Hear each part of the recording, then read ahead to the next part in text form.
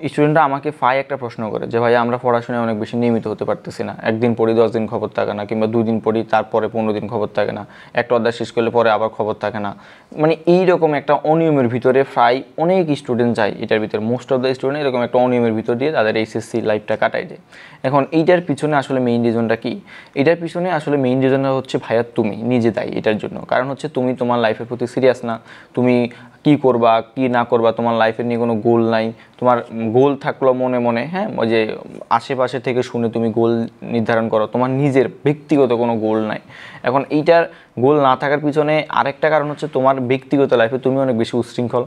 এটা উচ্ছৃঙ্খল হচ্ছে ওই শৃঙ্খল যে তুমি কোনো কিছু রুটিন মাফিক করতেছো না, ডিসিপ্লিন মাফিক করতেছো না, সময়ের কাজ সময় করতেছো না, তুমি ঘুমাও 2টা বাজে, তারপরে উঠো তুমি 10টা বাজে, তোমার লাইফের প্রতি কোনো সিরিয়াসনেস নাই। তো আমি এটার জন্য একটা কথা বলবো যে তোমরা আসলে যারা ইন্টারমিডিয়েটে আসো কিংবা এসএসসিতে আসো, তোমরা তোমাদের লাইফটাকে একটা সিকোয়েন্স, একটা লাইফ, একটা সাজানো গোছানো একটা কম্পোজ একটা প্যাকেজের মতো করে ফেলো, ঠিক আছে?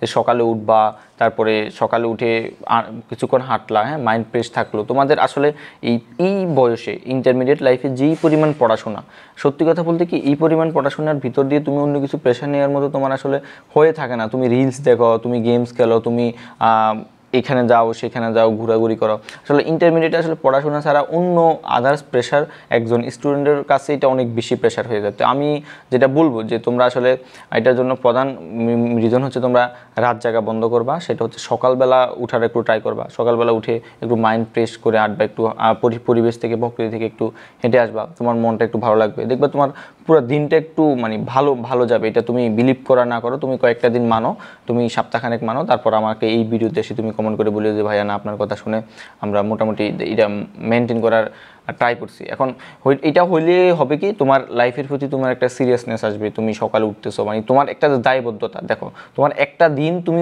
তোমার লাইফের দায়বদ্ধতা থেকে শুরু করতেছো। তার মানে কি তোমার লাইফের তোমার ওই দিনটার পুরাটা দিন তোমার একটা মানে তোমার মাথায় একটা কাজ করবে না, আমি তো আমার প্রতি দায়বদ্ধ, আমার তো একটা ড্রিম আছে, আমি তো আর বেকার না, আমি তো একটা কিছু করব। হ্যাঁ, আমার এই তোমাদের বাংলাদেশের পারপাসে এই যে এইচএসসি লাইফের মতো এত বেশি সুযোগ তুমি আর কোথাও পাবা না। হ্যাঁ, তোমাকে সেন্স করার মতো আসলে এই সময়টাই পাবা। এটাকে তুমি মোটিভেশন হিসাবে নাও আর যেভাবে নাও, এটা মোটিভেশন না, একটা মানে বাস্তবিক কথা। তুমি আর এইটার মতো সুযোগ, এই স্টেজের মতো সুযোগ তুমি লাইফের আর কোথাও পাবা না। তো এই সুযোগটা তুমি যদি হারাও আসলে তোমার জন্য মানে অনেক বেশি কষ্টের, অনেক বেশি মানে কাম ব্যাক করা অনেক বেশি অনেক বেশি কষ্টের হয়ে যাবে। তো আমি বলবো যে লাইফের প্রতি একটু ডিসিপ্লিন হও।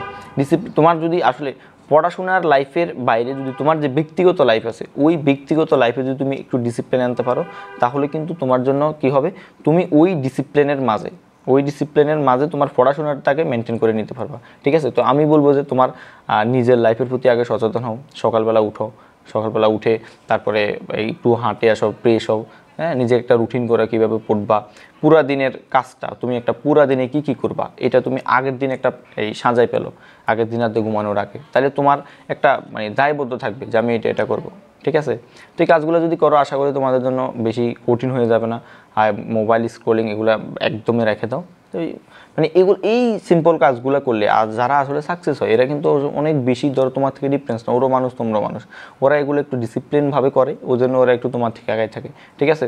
তো তুমি করো, দেখবে তোমারও একটা বিশাল পরিবর্তন আসতেছে, ঠিক আছে? তো সবাই ভালো থাকো, সুস্থ থাকো, সবার জন্য অনেক শুভকামনা রইল। ধন্যবাদ সবাইকে।